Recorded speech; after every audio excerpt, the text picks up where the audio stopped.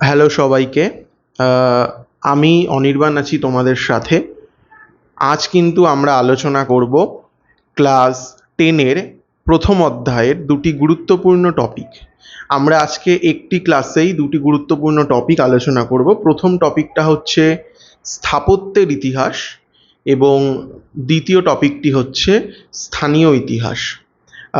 তোমরা মন দিয়ে যদি ক্লাসটি সম্পূর্ণ শোনো বা দেখো, আশা করব যে এই বিষয়ে তোমাদের আর কোনো প্রশ্ন বা ডাউট থাকার কথা নয়, কারণ খুব সহজ বিষয় এগুলো এবং আমি আরও সহজভাবে তোমাদের বুঝিয়ে দেব। আর আমার এই ক্লাসটা দেখতে দেখতে যদি সম্ভব হয় তাহলে একটি ছোট্ট খাতা নিয়ে বসবে।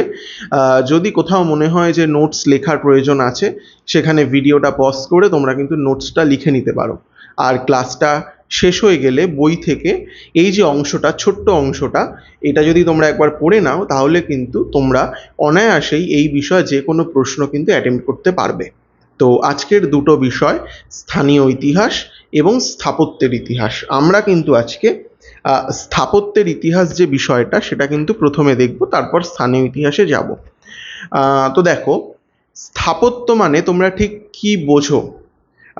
স্থাপত্য মানে হচ্ছে কিন্তু মূলত আর্কিটেকচার, অর্থাৎ তোমরা যে বিভিন্ন জায়গায় বেড়াতে যাও, সেখানে বেড়াতে গিয়ে যে বিভিন্ন মন্দির দেখতে পাও বা বিভিন্ন যে স্থাপত্য দেখতে পাও, সেগুলোই হচ্ছে আমাদের আলোচ্য বিষয়। তো এগুলো থেকে কিন্তু সেই জায়গার বিভিন্ন ইতিহাস জানতে পারা যায় বা বুঝতে পারা যায়। তাই আমাদের ইতিহাস চর্চার ক্ষেত্রে স্থাপত্য কিন্তু খুব গুরুত্বপূর্ণ একটা উপাদান। একটু ছোট্ট করে একটা উদাহরণ তোমাদের দিই, তাহলে তোমরা কিন্তু বুঝতে পারবে। ধরো, তোমরা একটা জায়গায় বেড়াতে গিয়েছো, একটা জনহীন প্রান্তর, সেখানে বর্তমানে সেই গ্রামটিতে বর্তমানে আর একজনও লোক কিন্তু বাস করে না, ধরে নাও। কিন্তু তোমরা ঘুরতে গিয়েছো, সেটা একটা ট্যুরিস্ট প্লেস।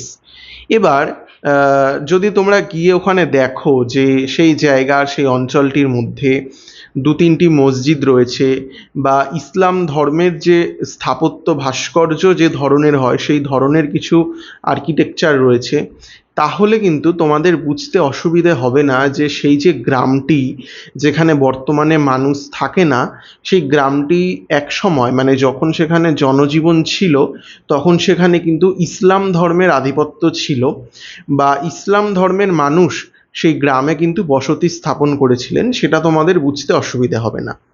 আবার ঠিক একইভাবে সেই গ্রামে ধরো বেশ কিছু মন্দির রয়েছে, সেখানে ধরো কোনো মসজিদ নেই, সেই জনশূন্য গ্রামে কিছু মন্দির রয়েছে। তুমি একজন ট্যুরিস্ট পার্টি, তুমি সেখানে গিয়ে বিভিন্ন মন্দির দেখছো। তো তোমাকে কিন্তু এটা একবারও বলে দেওয়ার প্রয়োজন হবে না যে এই যে অঞ্চলটি যেখানে বর্তমানে আর একটিও লোক বাস করে না, সেখানে যখন মানুষ বাস করত তখন কিন্তু এখানে হিন্দু ধর্মের মানুষজনদেরই আধিপত্য ছিল, তাদের উপাসনা স্থল এই মন্দিরগুলি সেই জন্য বানানো হয়েছে। তো এইটাই হচ্ছে বিষয় যে একটি স্থাপত্য, সেটি আপাত দৃষ্টিতে দেখলে খুব সাধারণ মনে হলেও সেটি ইতিহাসের বিভিন্ন দৃষ্টিকোণ থেকে, বিভিন্ন পার্সপেক্টিভ থেকে কিন্তু খুবই গুরুত্বপূর্ণ। তো সেই স্থাপত্য বা সেই আর্কিটেকচার আজ আমাদের ইতিহাসের মূল পাঠ্য বিষয়। তো আমি তোমাদের বই থেকে একবার পড়ে ব্যাপারটা বুঝিয়ে দিই খুব সহজভাবে, তাহলে বুঝতে পারবে। দেখো, মানব সভ্যতার অগ্রগতির পথে একটি দিকচিহ্ন হলো স্থাপত্য। মানে দেখো, মানব সভ্যতা যে এই যে সেই প্রাচীন কাল থেকে বর্তমান কালে চলে এসেছে, এর কিন্তু প্রধান যে একটি বিষয় সেটি হচ্ছে স্থাপত্য। এক সময় তোমরা পড়েছো হরপ্পা মহেঞ্জোদারো সভ্যতা, সেখানে কিন্তু বাড়িঘরের অস্তিত্ব ছিল, সেখানে বহুতল বাড়িরও অস্তিত্ব দেখতে পাওয়া গিয়েছে।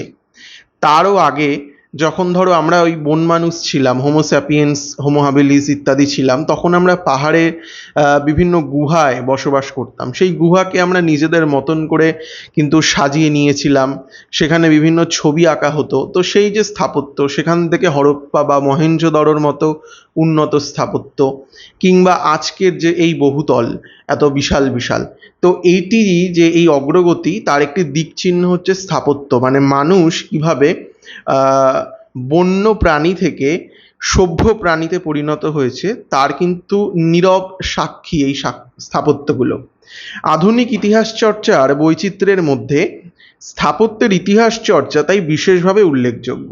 মানে এই কারণগুলোর জন্যই কিন্তু আধুনিক ইতিহাস চর্চার যে বিভিন্ন আঙ্গিক রয়েছে তার মধ্যে স্থাপত্যের ইতিহাস চর্চা কিন্তু বিশেষভাবে উল্লেখযোগ্য। কারণ স্থাপত্য হলো ইতিহাসের সাক্ষী, যেমনটা তোমাদের বললাম যে ইতিহাসের নীরব সাক্ষী হচ্ছে এই স্থাপত্যগুলি। তাই স্থাপত্যের ইতিহাস অনেকটা জীবন্ত ইতিহাস। আধুনিক ইতিহাস চর্চায় এর গুরুত্ব হলো স্থাপত্য নিদর্শন থেকে পৃষ্ঠপোষকতা বা সমকালীন আর্থসামাজিক এবং রাজনৈতিক ইতিহাস কিন্তু জানা যায়। স্থাপত্য রীতির মধ্য দিয়ে সাংস্কৃতিক সমন্বয় গড়ে ওঠে। কোনো যুগের শিল্প নৈপুণ্যতা ফুটে ওঠে তার কিন্তু স্থাপত্য রীতির মধ্য দিয়ে। সুপ্রাচীন কাল থেকে ভারতে, মধ্যপ্রাচ্যে, মিশর এবং গ্রিসের স্থাপত্য শিল্পের নিদর্শন মেলে। প্রখ্যাত ইতিহাসবিদ এ.এল. ব্যাসাম ভারতের শিল্প, স্থাপত্য এবং সংস্কৃতি নিয়ে কালচারাল হিস্ট্রি অফ ইন্ডিয়া গ্রন্থটি কিন্তু রচনা করেছেন। এটি তোমরা লিখে রাখতে পারো। এ.এল. ব্যাসামের একটি গ্রন্থ, বিখ্যাত গ্রন্থ, নাম হচ্ছে a cultural history of India. সাম্প্রতিককালে James Harry the art and architecture of the Indian subcontinent গ্রন্থে এই বিষয়ে তিনি আলোকপাত করেছেন। এছাড়া টমাস মেটকাফ রচিত একটি বিখ্যাত গ্রন্থ an imperial vision, Indian architecture and Britain's Raj গ্রন্থে ব্রিটেইনস রাজ। আচ্ছা, আমি আরেকবার বলে দিই, টমাস মেটকাফ রচিত গ্রন্থটি an imperial vision, Indian architecture and Britain's Raj, এই গ্রন্থে ব্রিটিশ আমলে ভারতীয় স্থাপত্যের উপর ঔপনিবেশিক প্রভাব কিন্তু আলোচিত হয়েছে। আধুনিককালে ব্রিটিশ ভারতের রাজধানী কলকাতায় স্থাপত্য রীতিতে সৌধ এবং অট্টালিকা নির্মিত হয়েছে। তার সেরা যে নিদর্শন সেটি হচ্ছে ভিক্টোরিয়া মেমোরিয়াল হল, যেটি স্থাপিত হয়েছিল 1921 খ্রিস্টাব্দে। এটি কিন্তু একটি ব্রিটিশ ভারতীয় স্থাপত্য। এটি একটি ভারতীয় স্থাপত্য কিন্তু যেটি দেখতে ব্রিটিশ স্থাপত্যের মতো। দিল্লিতে রাজধানী স্থানান্তরিত হওয়ার পর স্থপতি এডউইন লুটিয়েন রাষ্ট্রপতি ভবনের স্থাপত্যটি কিন্তু নির্মাণ করেন। তো এই পর্যন্তই ছিল আমাদের স্থাপত্যের ইতিহাস। এরপর আমরা পড়ব স্থানীয় ইতিহাস। তার আগে এই স্থাপত্যের ইতিহাস নিয়ে আরেকটু কিছু আলোচনা করে নিই। দেখো, তোমরা মুঘল আমল নিয়ে যখন আলোচনা করবে তখন দেখতে পাবে যে এই যে মুঘল সম্রাট শাহজাহান, এই মানুষটি কিন্তু তার জীবদ্দশায় বেশ কিছু সৌধ, অট্টালিকা বা স্থাপত্য কিন্তু নির্মাণ করেছিলেন।